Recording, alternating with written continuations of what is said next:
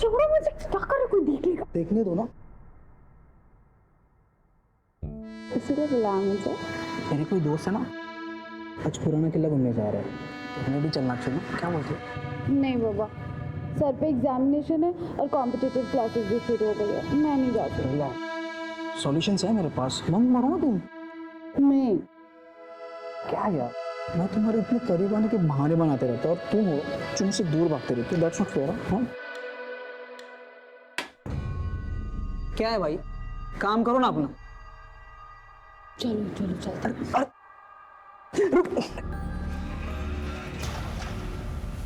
मनीषा, हमें सबसे पहले गवर्नमेंट से परमिशन लेनी होगी, क्योंकि इस केस में आला दर्जे के गवर्नमेंट ऑफिसर्स इन्वॉल्व हैं। मैं सारी लीगल फॉर्मेलिटीज पूरी कर दूंगी सर। और एक बात का ध्यान रखें, अपने भरोसेमंद लोगों के अलावा किसी के साथ ये इन्फॉर्मेशन शेयर नहीं करना। भरोसा रखिए सर।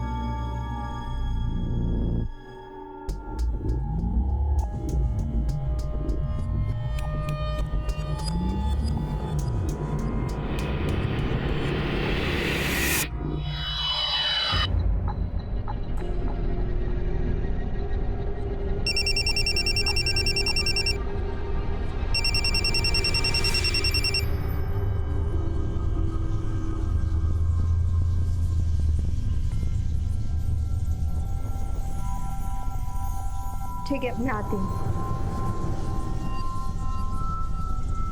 सुनो, आज का प्लान ड्रॉप करना होगा, इमरजेंसी है, मुझे अर्जेंटली निकलना होगा। Bye.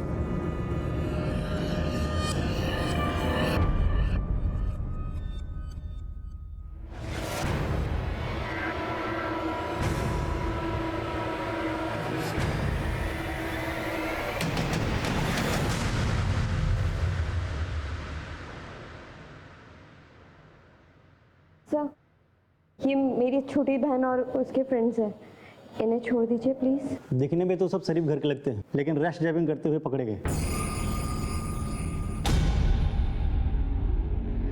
I am so sorry sir, जो भी फाइन है वो मैं पे कर देती हूँ। ठीक है, 5 मिनट रुके, मैं साहब से सिग्नेचर लेके आता हूँ।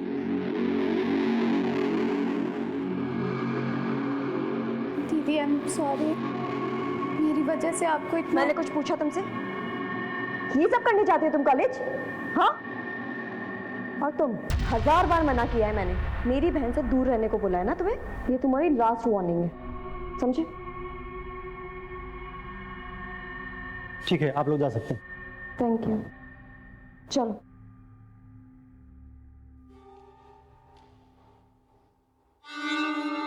दुर्गेश, वो डॉक्टर कह रही थी कि ये समय बहुत अच्छा है माँ बनने के लिए। इतनी जल्दी क्या है? जल्दी मुझे नहीं, तुम्हारे पेरेंट्स को है। आखिर प्रॉब्लम क्या है? तुम मेरे सवालों के जवाब नहीं देते, लेकिन मुझे लोगों के सवालों के जवाब देने पड़ते हैं। हाँ तो दो, जिसे जो कहना है वो कहो, पर मुझे परेशान मत करो। अगर तुमने शादी माँ बनने के लिए की है ना, तो किसी और से शादी कर लेती तो अच्छा होता।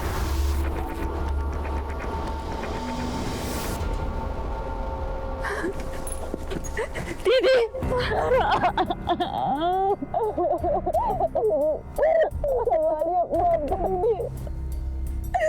हम नहीं रही तारा, हमको छोड़ के चली गई।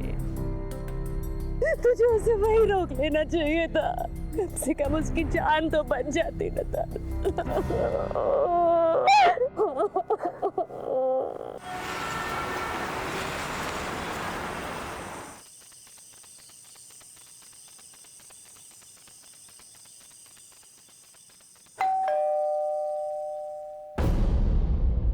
कहाँ रह गई थी?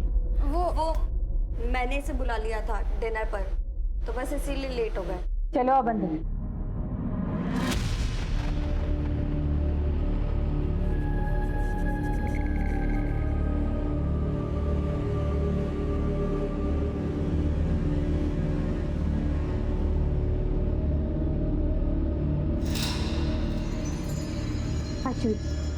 ये आदमी इस घर में क्या कर रहा है? मेरी बात समझने की कोशिश कर। तुम्हारी शादी की बात करने आया हूँ। शादी? मुझे नहीं करनी कोई शादी वादी। और आप कौन होते हो हमारे घर के मामले में बोलने वाले? आपको कोई हक नहीं है। क्यों हक नहीं है? बाप हूं मैं तुम्हारा, लोग तरह तरह की बातें कर रहे हैं। तुम्हारी बेटी रात रात भर घर से बाहर रहती है, शादी नहीं कर रही है। अरे बेइज्जती होती है मेरी। आपने बाप वाला ऐसा कौन सा फर्ज निभा लिया जो बेइज्जती होती है आपकी? बस कीजिए प्लीज दीदी, चुप हो जाओ। पापा प्लीज जाने दीजिए। अब तू भी उसकी साइड ले रही है। तुझे बिना ये बिगाड़ के रखेगी अपनी तरह। सुन ली अपनी लाडली की बातें? ये सब तुम्हारे लाड प्यार का नतीजा है। देख लेना एक दिन नाक कटवा के रहेगी। पापा चलो आप यहाँ से, बस। माँ, आपको उनकी हाँ में हाँ मिलाने की कोई जरूरत नहीं है। अरे मुझे नहीं करनी है शादी वादी यार, मैं खुद का ध्यान खुद रख सकती हूँ। आप प्लीज जाके उन्हें संभालिए।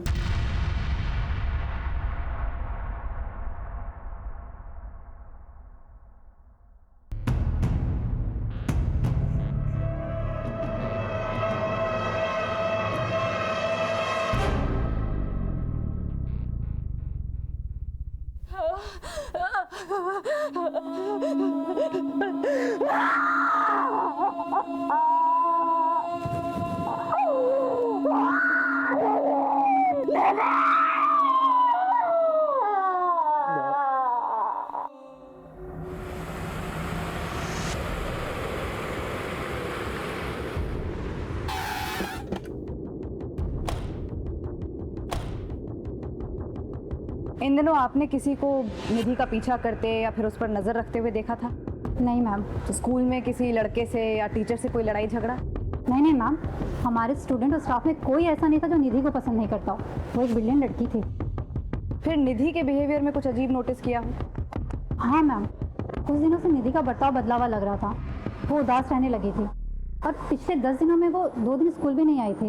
और अभी 2 दिन पहले अचानक उसके स्कूल में तबीयत बिगड़ गई थी और वो छुट्टी लेकर 11 बजे ही घर चली गई थी। मुझे सुबह जैसा लग रहा है, मैं घर जाना चाहती हूँ। ओके। और हाँ, वो स्कूल के अलावा कोचिंग भी जाती थी। अब अगर वहाँ कुछ हुआ हो तो हम नहीं कह सकते। यस मैम, निधि पिछले 10 दिनों में 3 दिन कोचिंग क्लासेस नहीं आई है। मैंने उससे पूछा भी था तो उसने कहा कि उसकी तबीयत खराब है। मेरी तबीयत ठीक नहीं है, मैं कल नहीं आऊँगी।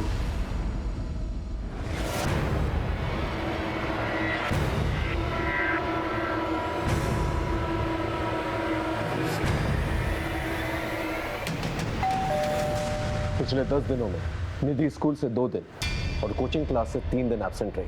उसकी तबीयत ठीक नहीं थी। निधि एब्सेंट थी? ऐसा कैसे हो सकता है सर? वो तो डेली जाती थी और तबीयत भी ठीक थी उसकी। लेकिन 2 दिन पहले सिकनेस की लीव लेके वो स्कूल से जल्दी निकली थी। लेकिन परसों वो कुछ देर से लौटी थी। निधि आज लेट हो गई? वो मुझे कुछ नोट्स कंप्लीट करनी थी, इसलिए स्कूल में देर हो गई। कितनी देर? करीब आधा पौन घंटा। स्कूल 1 बजे खत्म होता है। वो 11 बजे सिकनेस का बहाना करके निकल जाती है। तकरीबन 15 मिनट लगते हैं घर पहुंचने में। मान लेते हैं कि वो 4:30 बजे घर पहुंची, तो ये 4 घंटे वो थी कहाँ? मुझे अलग हो गया सब सुनकर। इसका मतलब निधि स्कूल और कोचिंग क्लासेस के बहाने कहीं और जा रही थी। माफ कीजिए, लेकिन निधि का कोई बॉयफ्रेंड वगैरह था? उसने आप लोगों से बात की थी इस बारे में या कुछ नोटिस किया आप लोगों ने? सर कैसी बात कर रहे हैं आप? छोटी सी बच्ची थी हमारी, अभी उम्र ही क्या थी निधि की? मेरी नॉलेज में तो ऐसा कुछ नहीं आया था। शायद देवकी को पता हो। मुझे कैसे पता होगा? मैंने तो ये सब चीजें कभी नोटिस ही नहीं की। वैसे आपके आपसी रिश्ते कैसे हैं? हमारे रिश्ते का क्या होगा सर? कुछ भी तो नहीं। और इसका निधि से क्या लेना देना है सर? वो जब भी कुछ मांगती थी, पूछती थी, हम ला कर देते थे उसके लिए। फूल सी बच्ची थी हमारी।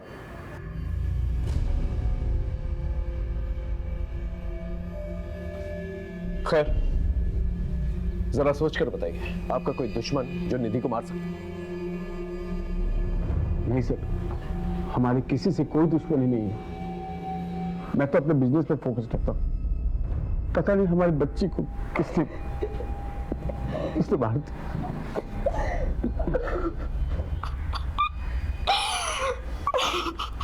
निधि अपने माँ बाप से जरूर कुछ छुपा रही थी और उसके माँ बाप हमसे कुछ छुपा रहे हैं।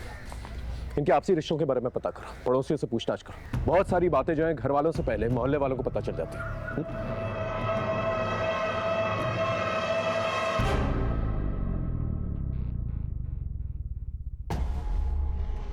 ये क्या बात हुई?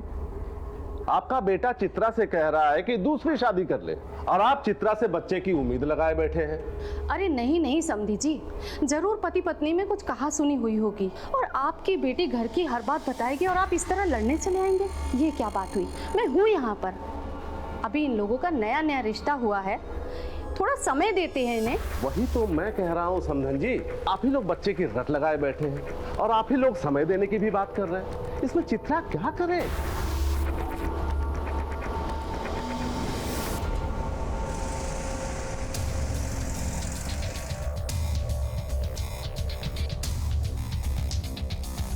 निधि बड़ी प्यारी बच्ची थी। जो बच्ची अपना खाना दूसरे को खिला सकती है, अपना खिलौना दूसरे को दे सकती है, ऐसी बच्ची का दुश्मन कौन हो सकता है? हाँ, सागर को अपने पैसे का थोड़ा घमंड था, लेकिन निधि में ऐसी कोई बात नहीं थी। आपने कहा कि सागर को पैसों का घमंड था, क्या उसका कोई दुश्मन हो सकता है? तो दुश्मनी का तो मुझे पता नहीं, लेकिन इन मियाँ बीवी की आपस में बनती नहीं थी। और ये बात आपको कैसे पता चली? मेरे नौकर ने बताया। वो सागर का नौकर भोला का दोस्त है, आपस में एक दूसरे घर की कहानी बताते रहता है। मैडम, साहब और मेम साहब ऐसे ही है। ऐसा एक भी दिन नहीं गया होगा कि साहब और मेम साहब आपस में झगड़े नहीं हो। किन बातों पे झगड़ा होता था? देवकी, तुमने आज जो तमाशा किया ना, वो गलत है। अच्छा, मैं तमाशा कर रही हूँ? मैं जो कर रही हूँ वो गलत है और जो तुम कर रहे हो वो सब सही है? क्यों जिम में बिजी रहते हो? यही बोलते हो ना तुम? बीवी और बच्ची से बात करने का टाइम नहीं है तुम्हारे पास, क्योंकि तुम निहारिका के साथ बिजी रहते हो। और यही सब करना था तो मेरे साथ शादी क्यों की? तुम्हारा ये जो पागलपन है ना, तुम अपने पास ही रखो। तुमसे बात करना बेकार है।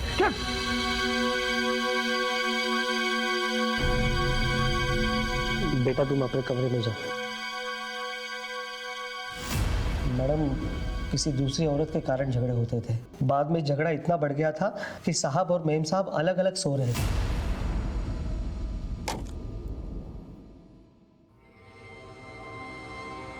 इन झगड़ों का बुरा असर निधि पर पड़ रहा था, वो उदास रहने लगी थी।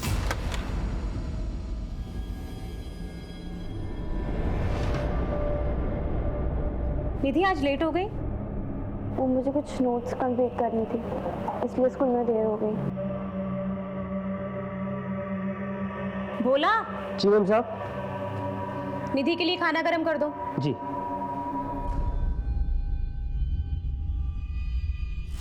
इस माहौल से बचने के लिए मेम साहब ने निधि के मासी के पास उसको छोड़ दिया।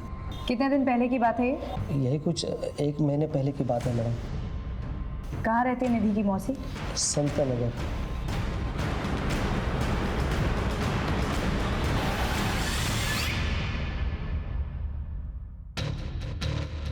क्या यही है दिव्की की बहन का?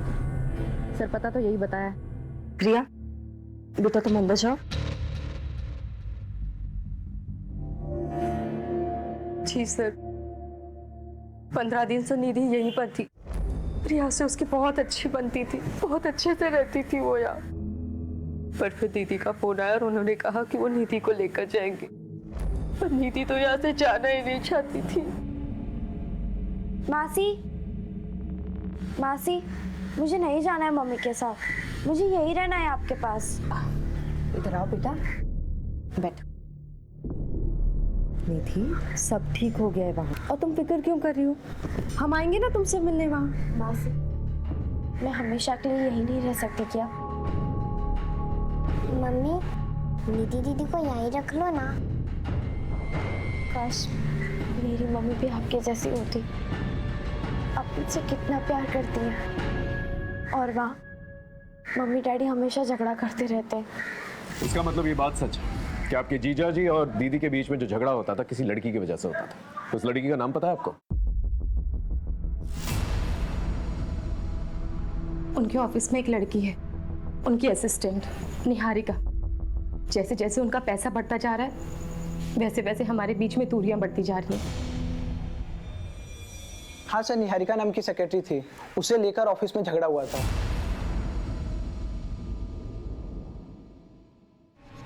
तू ही है वो नागिन जो मेरे बसे बसाए घर में जहर फूंक रही है। मैम, आप ये क्या कह रही हैं? बताओ मैं क्या कर रही हूँ, बताओ तुझे मैं क्या कर रही हूँ। मुझसे बात करो दिव्की, क्या तमाशा लगा रखा है तुमने? क्या पता, मेरा ऑफिस है ये। इसी में बिजी रहते हो ना तुम, इसीलिए घर देरी से आते हो, थक जाते हो तुम। आज तुम्हें ये फैसला लेना होगा, या तो तुम्हारी जिंदगी में चुड़ैल रहेगी या मैं और निधि और इस सवाल का जवाब सोचकर घर लौटना, समझे तुम? अफैर था या नहीं वो तो मुझे नहीं पता सर, लेकिन उसकी बड़ी बेइज्जती हुई। उस दिन के बाद से निहारिका ने ऑफिस आना भी बंद कर दिया। ठीक से करो। मैडम हॉस्पिटल से फोन आया है, निधि की पोस्टमार्टम रिपोर्ट आ गई है।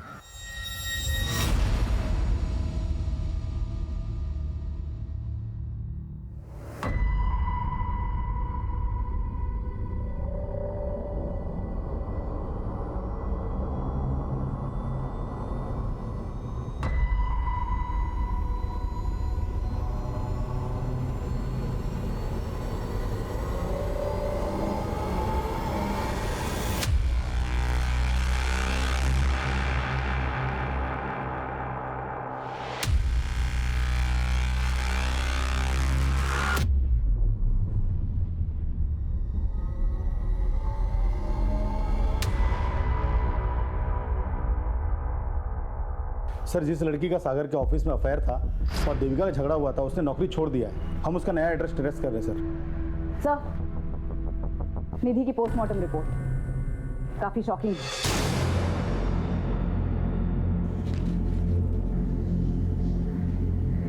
ये तो बहुत ही शॉकिंग है। एक नाबालिग लड़की के साथ गैंग रेप किया गया है। 6 लोगों के सीने में। ये केस सिर्फ मर्डर का केस नहीं, सेक्सुअल एक्सप्लॉयटेशन का भी केस है। मैं भी हैरान रह गई सर, इतना ब्रूटल असॉल्ट, वो भी रिपीटेड। एक काम करो, निधि से रिलेटेड सारी इंफॉर्मेशन कलेक्ट करो। जब तक हमें पूरी इंफॉर्मेशन नहीं मिल जाती, हमें नहीं पता चल पाएगा कि निधि की लाइफ में क्या चल रहा है। छोटी सी छोटी इंफॉर्मेशन कलेक्ट करो। एक बेगुनाह बच्ची के साथ इतना बड़ा दुष्कर्म करने वाले को बख्शा नहीं जाएगा। अपनी पूरी पुलिस टीम को अलर्ट करो। इस केस से रिलेटेड सभी लोगों से दोबारा पूछताछ करो। पोस्टमार्टम रिपोर्ट आने के बाद हमारा पूरा पुलिस डिपार्टमेंट हिल चुका था, क्योंकि अब हत्या के साथ साथ सामूहिक बलात्कार की धाराएं भी जुड़ चुकी थी। अपराध की बर्बरता को देखते हुए एक ही सवाल मन में बार बार उठ रहा था कि निधि कितने दर्द से गुजरी होगी। ऊपर से भी हम पर प्रेशर था और कई सामाजिक संस्थाओं ने इस गंभीर मुद्दे पर अपनी चिंता व्यक्त की थी। सवाल कई थे और जवाब ढूंढने में हम सरगर्म थे। हमारी पुलिस टीम के अलावा भी हमने इस केस की छानबीन में और लोगों को जोड़ लिया था। एक आम घर की आम लड़की के साथ इतना बड़ा जुर्म एक बहुत बड़े अपराध की दस्तक था, और इस दस्तक को पकड़कर असली अपराधी तक पहुंचना हमारे लिए एक बहुत बड़ा चैलेंज।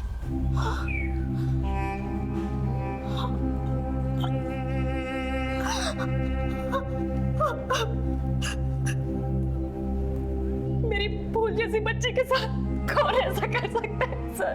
इसी सवाल का तो जवाब नहीं है आप लोगों के पास। वो स्कूल के बाद कहां जाती थी ये नहीं मालूम आप लोगों को।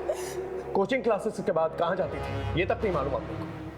देख लिया आपने, इतना बड़ा अपराध हुआ उसके साथ। और हैरत की बात यह है, ये उसके साथ पहले भी होता है। ये तो हमें पड़ोसियों ने बताया कि वो खामोश रहती थी, उदास रहती थी, लेकिन आप लोग को ये तक नहीं पता उसकी जिंदगी में क्या चल रहा है। मुझे आपसे कुछ बात करनी थी। सर, मेरी फूल जैसी बच्ची ने किसी का क्या बिगाड़ा था जो उसके साथ इतना बड़ा जुल्म हो गया। देखिए, पहले मामला मर्डर का था।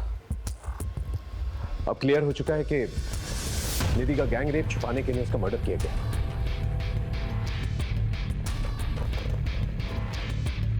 मैं आप लोगों से एक वादा जरूर करता हूं कि मुजरिम को हम जल्द से जल्द पकड़ के लेके आएंगे।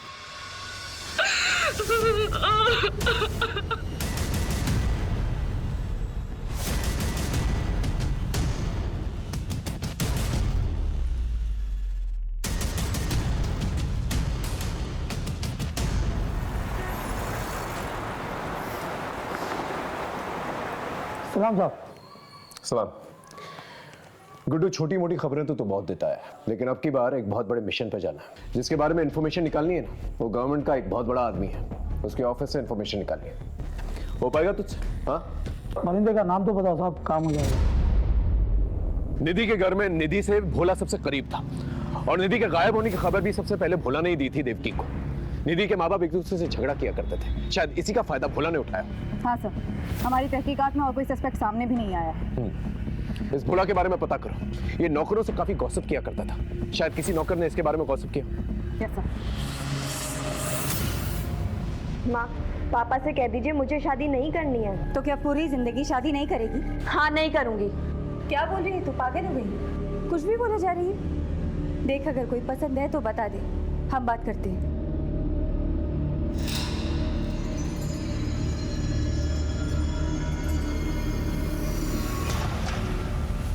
अब इसे क्या हुआ है? जा देख। सुहाना, क्या हुआ है तुझे? हम लोगों को लड़ता देख करके तू रोए, ये तो पॉसिबल नहीं है। तो बता क्या हुआ? आयुष से झगड़ा हुआ है? फिर से उसने तुझे कुछ कहा है? बोल ना। कुछ नहीं दीदी, वो मेरी तबीयत ठीक नहीं है और सर में भी थोड़ा दर्द हो रहा है। तू सच कह रही है? हाँ दीदी, तुम्हारी कसम।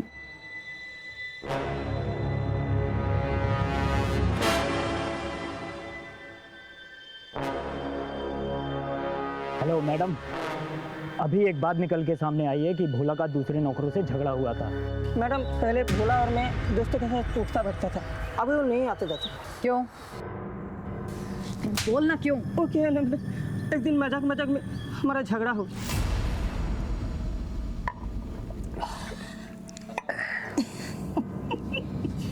क्या रे बोला, तेरे साहब का अभी भी चक्कर चल रहा है क्या? अरे उनके मामले में नहीं बोलते, वो बड़े लोग हैं। बड़े थे, उनकी बेटी भी हो रही है। क्या बोलना क्या चाहता बे? हाथ मारता है कि नहीं? साइकिल सिखाने के बाद क्या बोल रहा है? छोड़ेंगे नहीं तुमको, छोड़ेंगे नहीं हमको। क्या बोल रहे ना? मैंने तो उसको वही कहा था जो बोला कि फितरत थी। कॉलोनी के सब काम वालियों के पीछे वो पड़ा रहता था। अक्सर निधि के साथ भी साइकिल सिखाते हुए दिखता था, इसलिए थोड़ा मजाक किया था तूने? नाबालिग लड़की के लिए घर के नौकर से गंदी बातें करना तुझे मजाक लगता है?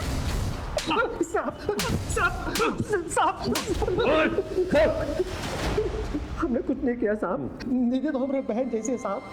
वो लोग झूठ बोल रहे हैं साहब। निधि के साथ जो हुआ वो हमने नहीं किया साहब। अगर ऐसे होता तो मेम साहब को सब कुछ बता देती साहब। बता देती, इसलिए तूने उसे हमेशा के लिए खामोश कर दिया? नहीं साहब, हमने कुछ नहीं किया साहब, हमने कुछ नहीं किया। मोहल्ले की काम वालियों के पीछे क्यों पड़ा रहता था? साहब, हम किसी के पीछे नहीं पड़ते साहब, हम तो उनकी मदद कर रहे थे साहब, उनको काम काज दिलाने में साहब। मदद कर रहा था? इसका ब्लड सैंपल, और जब तक डीएनए रिपोर्ट नहीं आ जाती उसे यही रखता।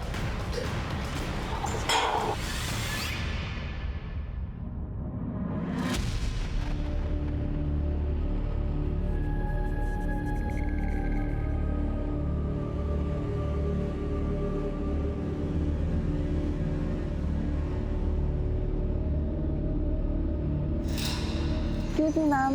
मैम,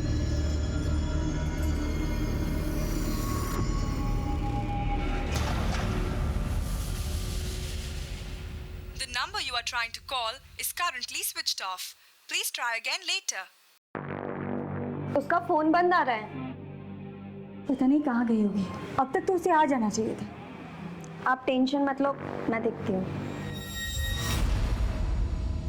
दीदी, कॉलेज से तो हम लोग साथ ही निकले थे और वहाँ रास्ते में दुकान पड़ती है कपड़ों की, तो उसे कुछ लेना था, वो वहीं रुक गई। कौन सी दुकान? हाँ, ये मैम तो आई थी, इनका ही तो झगड़ा हुआ था। झगड़ा किससे? सुहाना, क्या हुआ है? उस दिन के बाद तू मुझे मिली नहीं। एंड आई एम सॉरी, उस दिन मैंने थोड़ी ज़्यादा पी ली थी। मैंने कहा ना, मेरा पीछा करना छोड़ दो। ये सब दीदी बोल रही है ना? तुमसे क्या मतलब? किसी ने कुछ भी बोला हो? देखो सुहाना, तुम ऐसे नहीं जा सकते। हाथ छोड़ो मेरा। नहीं, मेरी बात सुनो। मैंने कहा हाथ छोड़ो मेरा।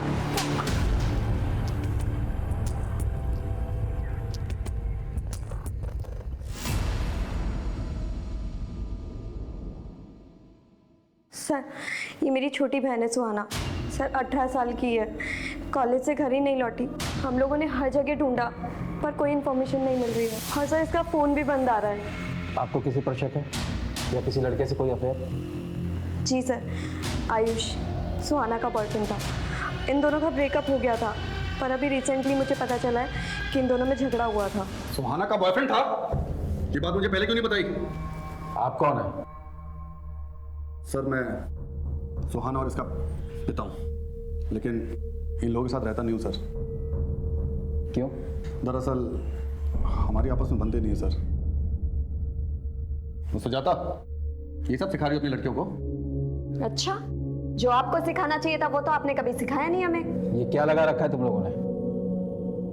और ये आयुष कहाँ रहता है? चल बता, सुहाना कहाँ है? सर मुझे नहीं पता सुहाना कहाँ है। अभी 2 दिन पहले हमारा ब्रेकअप हो गया था। और ब्रेकअप के बाद गायब कर दिया उसे। बोल कहाँ है वो? आश्विति झूठ बोल रही है मुझे फंसाने के लिए। वो तो पहले से मुझ पे चिढ़ती थी और उस दिन के बाद कुछ ज्यादा ही। ये सब करने जाती हो तुम कॉलेज? हाँ, और तुम 1000 बार मना किया है मैंने, मेरी बहन से दूर रहने को बोला है ना तुम्हें। ये तुम्हारी लास्ट वार्निंग है। उस दिन गलती हो गई मुझसे, लेकिन आश्विति के कहने पर सुहाना ने मिलने से भी मना कर दिया था। बॉयफ्रेंड था ना तो उसका, पता कहाँ गई वो? मुझे कैसे पता चलेगा सर?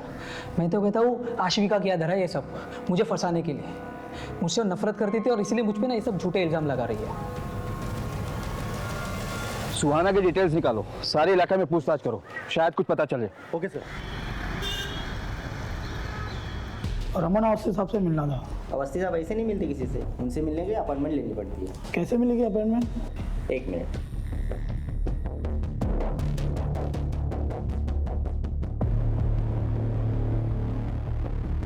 ये लीजिए, साहब का नंबर है, फ़ोन कर लेना। Thank you.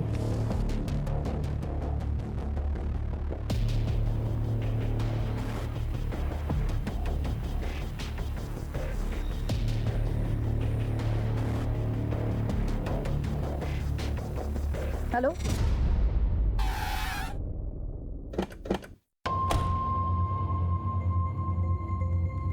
हमने निधि से पूछा था लेकिन उसने कभी बताया नहीं। नहीं मैडम, उसके आगे पीछे किसी को नहीं देखा। मैडम, इतना बड़ा हादसा हुआ है हमारे स्कूल की लड़की के साथ। हमने भी एक स्टूडेंट और टीचर से बातचीत की है, परंतु किसी को कुछ पता नहीं।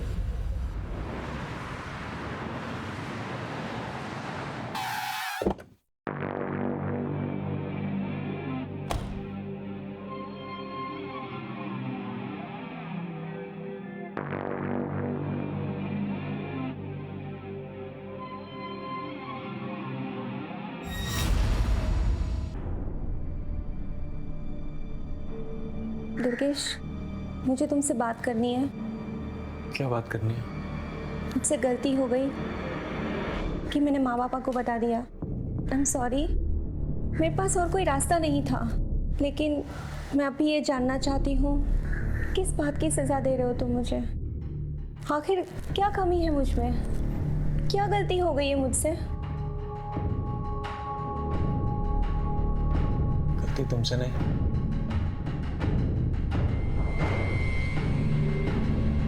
मुझसे। कैसी गलती? खबर क्या है वो बता। तो 1 साल पुरानी बात है। मैं निधि की स्कूल में एक टीचर थी मीता, उसके नाम था बवाल।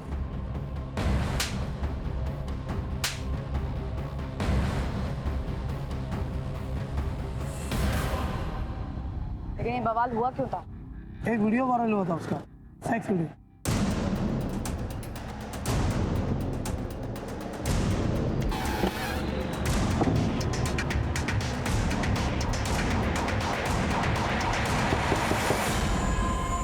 मीता कहाँ है? उसे बुलाइए, हम उसे कुछ जानना चाहते हैं। मीता ने तो आत्महत्या कर ली। अच्छा हुआ जो उसने खुद ही जान दे दी, वरना मैं अपने हाथों से मार देता उसे। उस लड़की ने नाक कटवा दी थी मेरी। कितनी बेइज्जती थी हमारी। गुप्ता जी, हाय हाय, गुप्ता जी, हाय हाय, गुप्ता जी, हाय हाय, ले चलो इसे। गुप्ता साहब, हाय हाय, गुप्ता साहब, ये देखिए, देखिए अपनी बेटी की करतूत। ये गुल खिला रही है आपकी बेटी, ये हमारी बेटियों को पढ़ाएंगी और उन्हें अपने जैसा बनाएंगी। पापा, मेरी बात का यकीन कीजिए पापा, ये वीडियो मुझे ब्लैकमेल करके बनाया गया है पापा। अरे ये क्या किया तूने? हमें किसी को मुंह दिखाने के लायक नहीं छोड़ा तूने। पापा, मैं सच कह रही हूँ। देखिए बस, अब आप लोग अपना ठिकाना कहीं और देख लो, वरना भारी पड़ेगा आप लोगों को। कह देते हैं, चलो रे। बहुत बदनामी हो गई थी, इसलिए दुर्गेश ने सगाई तोड़ दी। कोई भी लड़का वही करता जो दुर्गेश ने किया। थोड़ी सी शर्म बची थी, इसलिए मीता ने आत्महत्या कर ली।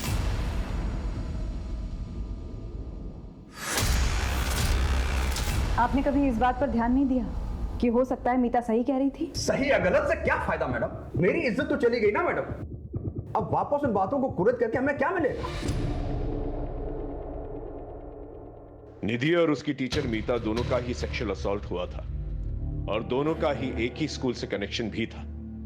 इसलिए हमने मीता के केस के इन्वेस्टिगेशन ऑफिसर से मुलाकात की। सर यही वीडियो वायरल हुआ था उस लड़की का, जिसके वायरल होने के बाद मीता पर मॉब ने अटैक किया और उसके बाद उसने सुसाइड कर लिया। हम अपनी इन्वेस्टिगेशन तो कर ही रहे थे सर, पर आगे इस केस में कुछ क्लू नहीं मिला। इस वीडियो में जो लड़का है, इसकी पहचान हुई है? नहीं सर। मीता के मंगेतर का एड्रेस है?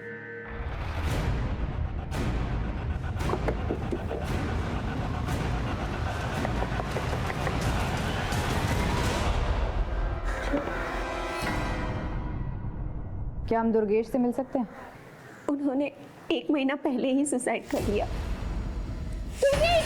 क्या आपको दुर्गेश की मंगेतर मीता के बारे में कुछ पता था?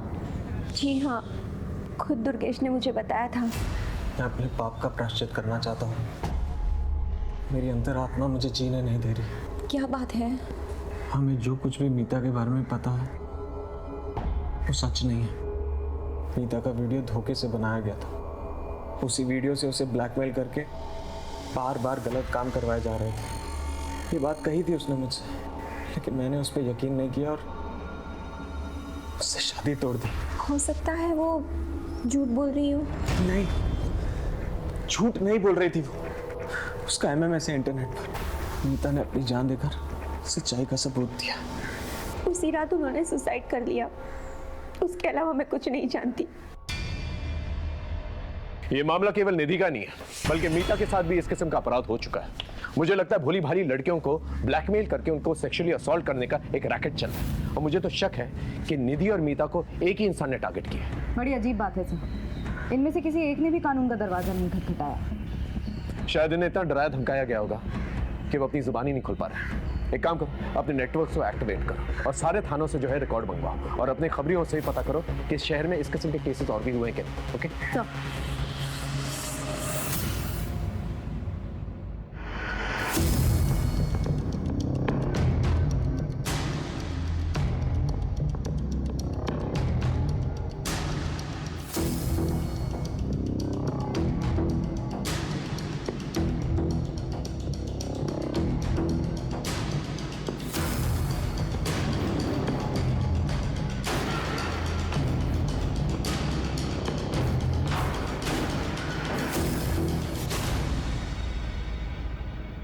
यही शॉप है।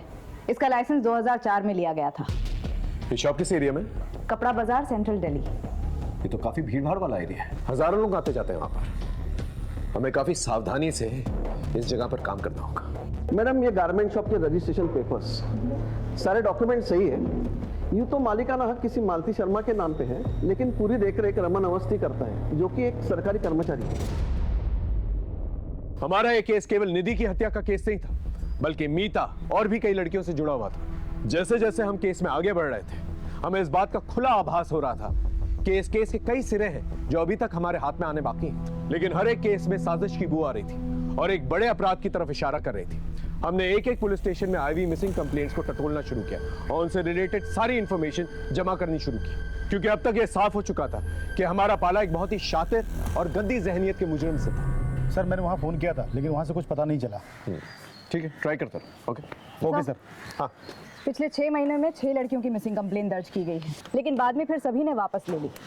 अंदर की बात है कि इन सभी के साथ सेक्सुअल असॉल्ट हुआ था। घर की इज्जत खो जाने के डर से फैमिलीज ने कंप्लेंट वापस ले ली, लेकिन एक लड़की है जिसकी मिसिंग कंप्लेंट अभी भी दर्ज है, सुहाना शर्मा। ये अभी तक मिली नहीं है। किस थाने की रिपोर्ट है? अलीपुर।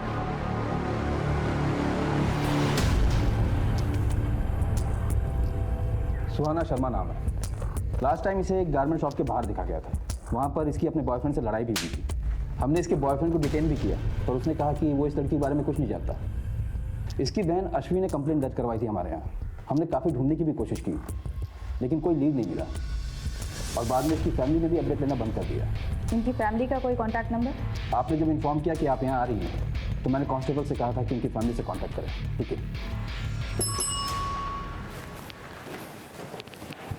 अश्वी से कोई कांटेक्ट हुआ? सर अश्वी का नंबर भी बंद आ रहा है और वो ट्रेस भी नहीं हो रही है।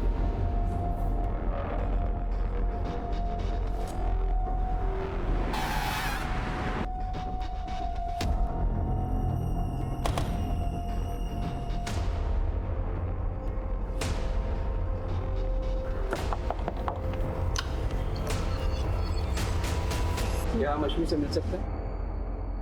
वो तो नहीं है। नहीं है मतलब कहाँ गई? किसी काम से बाहर गई। सुहाना की कोई खबर मिली? उसी केस के बारे में हमें उनसे बात कर ली है। आप आइए ना, अंदर बैठिए, मैं अपने पति को बुलाती हूँ, आप उनसे बात कीजिए।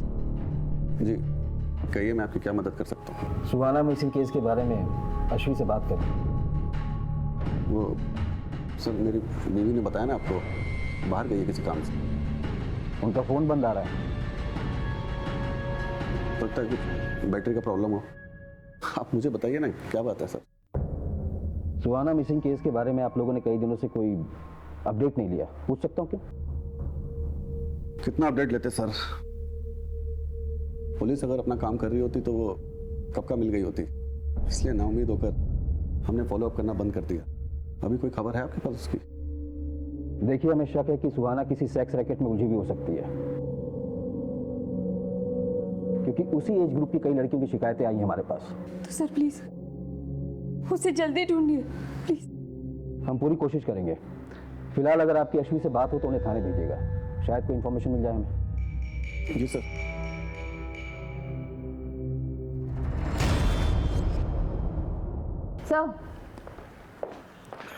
साश्वी का नंबर पिछले 15 दिनों से बंद आ रहा है और उसके पड़ोसियों ने भी उसे देखा नहीं, लेकिन एक नंबर है कॉल रिकॉर्ड्स में जो बार बार फीचर होता है, जिससे आश्वी लगातार टच में थी। आश्वी और चारू के कार्ड से एक ही होटल के बिल भी भरे गए हैं। मैंने चारू को बुला लिया है पूछताछ के लिए। हम दोनों दोस्त हैं सर। दोस्त? कॉल रिकॉर्ड्स में दोस्ती साफ नजर आ रही है तुम्हारी। क्या चल रहा था तुम्हारे और आश्वी के बीच में? कहाँ है आश्वी और सुहाना? मैं नहीं जानती सर, मैं तो अश्वी को खुद ढूंढ रही हूँ। तुम क्यों ढूंढ रही हो आश्वी को? हाँ देखो, जो कुछ भी सच है ना बता दो, बोलो। सर मैं आपसे झूठ नहीं बोलूँगी, वो मैं और अश्वी रिलेशनशिप में है सर। हम दोनों लेस्बियन हैं सर। अश्वी क्या हुआ? मुझे अर्जेंटली निकलना होगा अभी। आई कॉल यू ना। बाय बाय, ध्यान से जाना। सर हम बाहर कहीं नहीं मिल सकते थे, इसलिए हम चुपचाप होटल में मिलने लगे और अश्वी की फैमिली का उस पर प्रेशर था। वो उसकी शादी कराना चाहते थे और वो शादी नहीं करना चाहती थी। फिर सुहाना गायब हो गई और अचानक से कुछ दिन बाद अश्वी भी गायब हो गई सर। लेकिन आश्वी के फादर तो कह रहे थे ऑफिस के काम से वो बाहर गई। नहीं सर, वो कहीं बाहर नहीं गई है, मैं खुद उसके ऑफिस में काम करती हूँ सर। इसका मतलब आश्वी के फादर ने हमसे झूठ कहा। थाने बुलाओ। सच बोलकर अपनी इज्जत की धज्जियां उड़वाते क्या? एक तो पहले ही सुहाना के गायब होने के गम से हम लोग उभरे नहीं थे कि अचानक आश्वी की सच्चाई सामने आ गई। कैसी सच्चाई? आश्वी कहाँ से आ रही? सर मेरी पत्नी मर चुकी है, इसलिए मैं कभी कभी कॉल गर्ल्स को बुला लिया करता था। और एक दिन मेरे दोस्त अभय की बेटी आश्वी आ गई। और सर एक सच्चे दोस्त के नाते ये बात मैंने अभय को बता दी। सर जान से मार दूंगा तुझे। झूठ बोलता है? यकीन नहीं होता ना? इस नंबर पे बात कर ले। सर इस बात को लेकर के मेरा और आश्वी का झगड़ा भी हुआ था। बेशरम, ऐसा घिनौना काम करने से पहले मर क्यों नहीं गई तू? सर उस दिन के बाद से वो घर नहीं लौटी और आती भी कितनी से।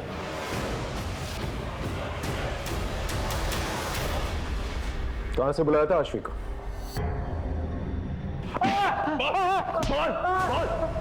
सच बोल। बताता साहब, इस तरह का एक ही नहीं 50 धंधे चल रहे हैं। मैं तो सिर्फ दलाल हूँ, असली धंधा तो वहां से ऑपरेट हो रहा है। मुझे पीट के कुछ नहीं मिलेगा। सच बोल। हमारी इन्वेस्टिगेशन में हमें वहां पर कुछ भी नहीं मिला। सच बोल। ऐसे कुछ नहीं मिलेगा। वहां जाकर बोलिए दामोदर ने भेजा है, अनारकली चाहिए।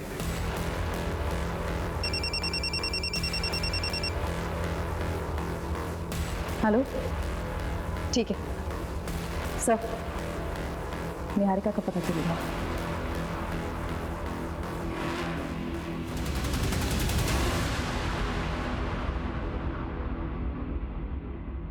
सर मेरा यकीन मानिए, निधि की मौत से मेरा कोई लेना देना नहीं है। फिर भागी क्यों थी? सर उस दिन देवकी मैम के तमाशे के बाद मुझ में हिम्मत नहीं रही कि मैं अपने कलीग से नजरें मिला पाऊँ, इसलिए मैं वहाँ से निकल गई थी सर।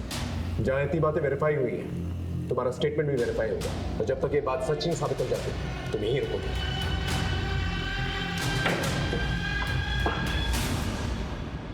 सर साइबर सेल की मदद से हमने मीता के वीडियो के सोर्स को रिवर्स में ट्रैक किया। जो वेबसाइट सामने आई है उसका सर्वर फॉरेन में है। इसी वेबसाइट पर और भी लड़कियों की वीडियोस अपलोड हैं जिसकी इन्वेस्टिगेशन हमने की। आश्वी और निधि के वीडियोस भी इन्हीं वीडियोस में शामिल हैं। इसका मतलब पहले इन लोगों के वीडियोस बना के इन्हें ब्लैकमेल किया जाता है और फिर बाद में प्रोस्टिट्यूशन में ढकेल दिया जाता है और फिर और पैसे कमाने के लिए इन्हें फॉरेन साइट्स पे बेच दिया जाता है।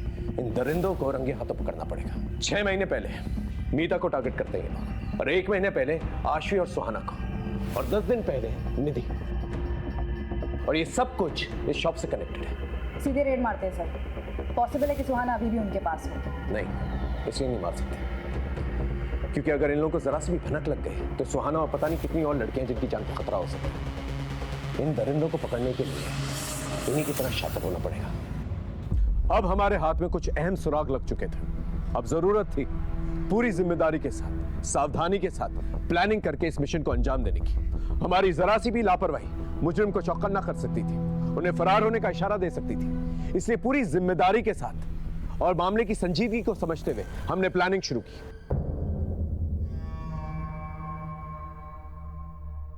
माल चाहिए, दामोदर ने भेजा है। अनारकली चाहिए, अनारकली चाहिए। मिलेगा ना? असली वाला और कौला। माल दोगे तो सब मिलेगा।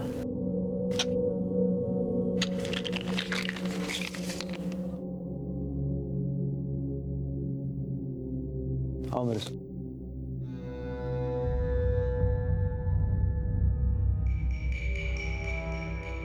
अंदर आओ।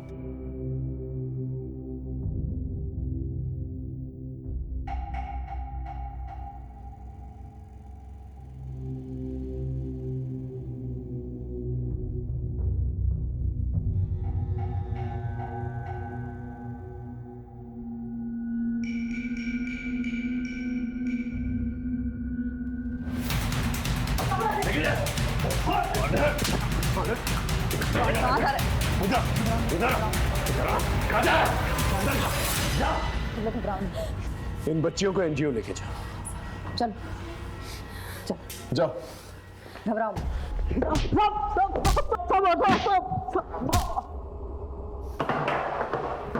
बोल। मीता, सुहाना, आश्वी, सब बाकी लड़कियों को मैंने धंधे में उतारा। किसी की मजबूर बहू बेटियों को बेचकर उनसे पैसे कमाकर उसे धंधे का नाम देता। गवर्नमेंट ऑफिसर होकर ऐसी नीच हरकतें करते हुए शर्म नहीं आई तुझे? हाँ? अब सच सच बता, कौन कौन इन्वॉल्व है तेरे साथ इस धंधे में? बोल। सब मैं ही हूँ अकेला। सब मैंने दिखावे के लिए गारमेंट शॉप खोल के रखी है और वहीं से हम लोग अपना शिकार तलाश करते हैं। और ट्रायल रूम किधर है? बता दो। उस तरफ।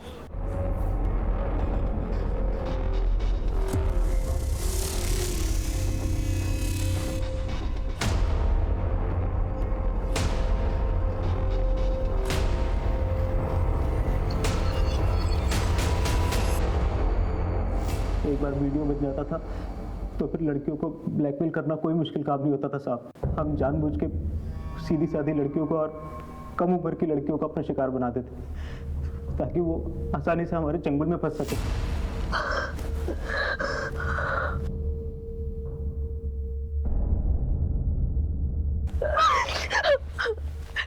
प्लीज प्लीज प्लीज मेरा वीडियो वायरल मत करना। मेरी शादी होने वाली है। तुम जो बोलोगे, जैसा बोलोगे मैं करूंगी। प्लीज। सुहाना को तूने इस तरह से फंसाया, आश्वी को कैसे फंसाया? उस दिन सुहाना के कस्टमर पे ज्यादा टाइम ले लिया था तो उसे ढूंढते ढूंढते आश्वी दुकान पर आ गई थी। मेरी बहन है सुहाना, ये आपकी दुकान पर कपड़े खरीदने आई थी। ये आई थी यहाँ पर। आश्वी बहुत खूबसूरत थी साहब और उसके हमें ज़्यादा पैसे मिलते, इसलिए उस दिन हमने सुहाना को वहाँ से जाने नहीं दिया और सुहाना के जरिए हमने आश्वी को अपना शिकार बनाया।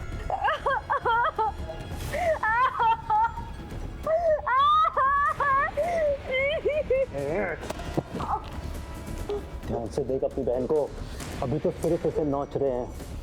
अगर तूने मेरी बात नहीं मानी ना तो इसकी बोटियों को चील कौओं को खिला दूंगा।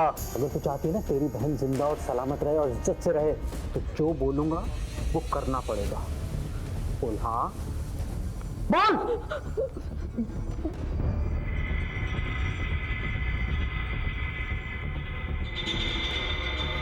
कहाँ है आश्वी? आश्वी कब की मर गई साहब?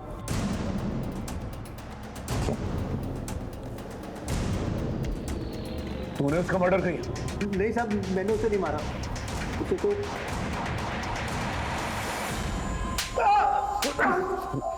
कबीर, बड़ी इज्जत की बातें कर रहा था ना तू, कि इज्जत के मारे वो कहीं चली गई। फिर रमन को फोन करके उसे वापस क्यों बुलाया? बोल। यकीन नहीं होता ना? ले इस नंबर पे बात करके देख ले। तो ये है तेरी जॉब?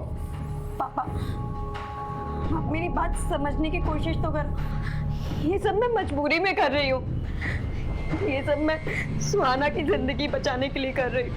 आप ये देखिए, ये देखिए।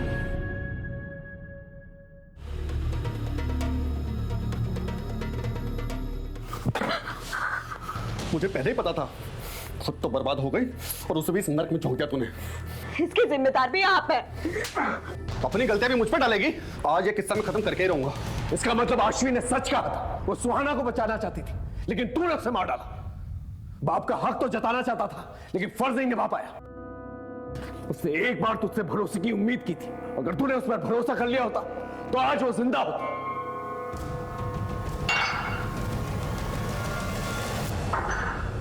आश्वी और सुहाना का केस तो सॉल्व हो गया। अब निधि के दोषी से मिलता है।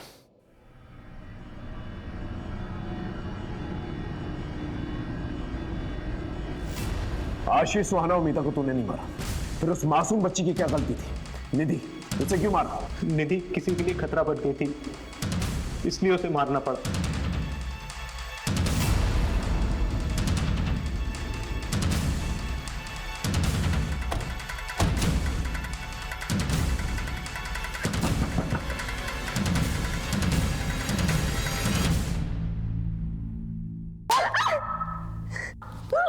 और मुंह खोलेगी कि नहीं? बोलती हूँ। बस मनीषा,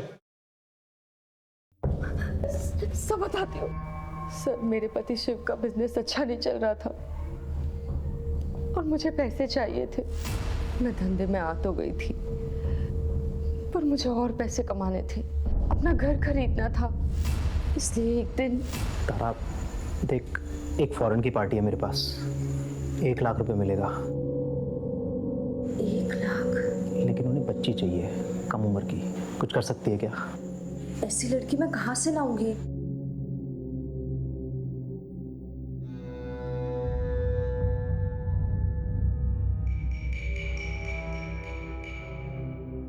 रमन, तेरी हिम्मत कैसे हुई मेरी बेटी को आंख उठा के देखने की? अगर दोबारा देखना तो आंखें नोच लूंगी, मैं बता रही हूँ। देख ले तारा, तेरी फायदे के लिए कह रहा हूँ, 1 लाख रुपए कम नहीं होते हैं। घर खरीदना है ना तुझे? और फिर एक दिन निधि,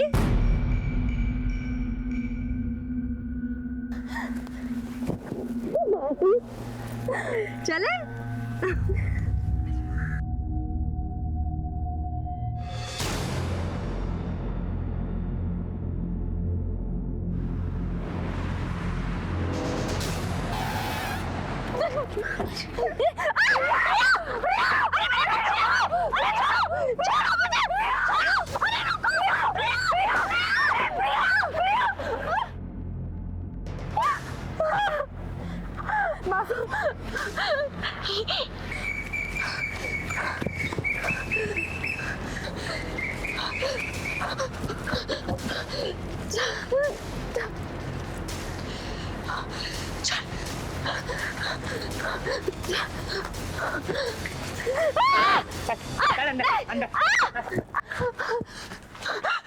मेरी बेटी को छोड़ दो, मेरी बेटी को छोड़ दो।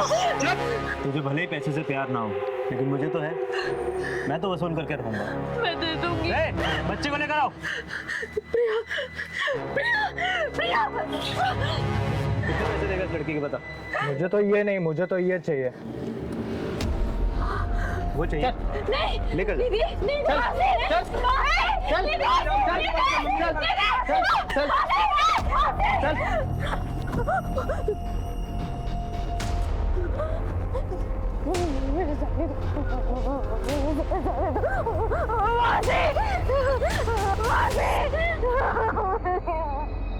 सुन, जितना जी चाहे रो ले, लेकिन किसी के सामने मुंह मत खोलना।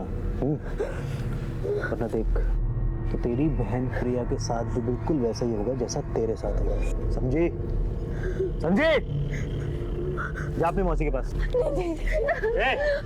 मेरे बच्ची को कहाँ लेकर जा रहे हो? और उसे छोड़ दिया तो मेरी गारंटी कौन देगा? जा यहाँ से।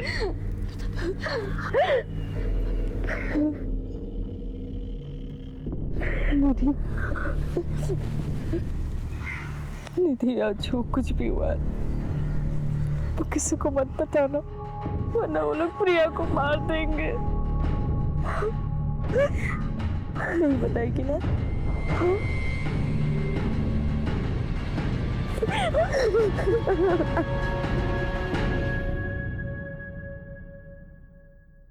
कुछ दिन तो निधि चुप रही, लेकिन एक दिन बोल पड़ी। तारा मासी, मैं थक गई, मुझे कुछ अच्छा नहीं लगता। मम्मी पापा मेरी बात नहीं सुनते।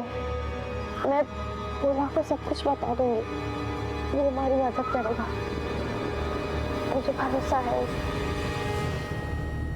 निधि बच्ची थी, कभी भी किसी के सामने भी मुंह खोल सकती थी। निधि अगर कुछ दिन और सहन कर लेती तो उसे आदत पड़ जाती। मासी थी तू उसकी, मासी माँ जैसी होती है, और तूने क्या किया? औरत के नाम पे कलंक है तू। तुझे तो एक ऐसी ऐतिहासिक सजा मिलनी चाहिए ना कि तुझ जैसे अपराध करने वालों की रूहें थर्रा जाए।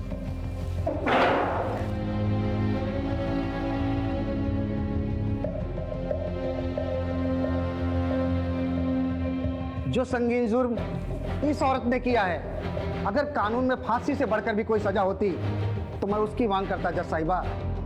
ये औरत जात के नाम पर एक कलंक है। फांसी की सजा भी इस औरत के लिए कम होगी। निधि शर्मा के बलात्कार और फिर हत्या में तारा शर्मा ने जो भूमिका निभाई है, निधि ने अपनी माँ से भी ज्यादा प्यार अपनी मासी से किया था, भरोसा किया था, और उसी मासी ने अपनी लालच के लिए उस मासूम को मौत के मुंह में धकेल दिया। लिहाजा तमाम सबूतों और गवाहों को मद्देनजर रखते हुए ये अदालत आरोपी तारा शर्मा को 20 साल की कैद बामुशक्कत की सजा सुनाती है। इस गिरोह के सरगना रमन अवस्थी और अन्य आरोपियों को भी सजा सुनाई जाती है। जिस तरह तारा का ये अपराध जुर्म की किताब का एक स्याह पन्ना है, उसी तरह तारा को दी जाने वाली ये ऐतिहासिक सजा दूसरे अपराधियों के लिए एक रोशन मिसाल बनेगी। तारा ने निधि का भरोसा जीता और उसे अपना शिकार बनाया। आश्री पर अभय ने भरोसा नहीं किया और उसे मौत के घाट उतार दिया। फिर मीता के पिता और उसके मंगेतर दुर्गेश ने भी उस पर भरोसा नहीं किया, उसे अपनी जान देनी पड़ी। निधि के बदले हुए बर्ताव में छिपी हुई दस्तक सबने महसूस की, लेकिन अपनी दुनिया में मगन उसके माँ बाप ये दस्तक सुन नहीं पाए। इस केस को ऐतिहासिक केस इसलिए भी कहा जा सकता है क्योंकि ना ही सिर्फ इस केस में महिला को दी गई सजा बड़ी थी, बल्कि हमने इस केस को चंद महीनों में सॉल्व कर लिया था। जज साहिबा ने केवल ऐतिहासिक सजा नहीं सुनाई थी, बल्कि ऐतिहासिक जागरूकता भी लाई थी। फिर मिलेंगे एक नए केस के साथ, तब तक देखते रहिए क्राइम पेट्रोल दस्तक, क्योंकि मकसद बताना नहीं, बचाना है। जय हिंद।